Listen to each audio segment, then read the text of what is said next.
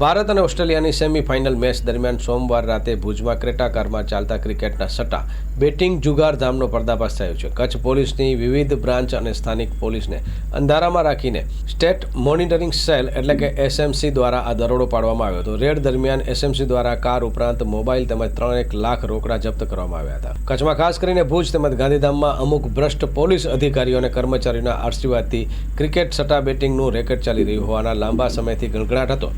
ગુજરાત પોલીસના વડા ડીજીપીના તાબા હેઠળના વિજિલન્સ દ્વારા રેડને પગલે આ વાતને સમર્થન મળ્યું છે. દરોડા દરમિયાન મીત ઉર્ફે બબુ કોટક નામના બુકીને પણ ઝડપી લેવામાં આવ્યો હતો.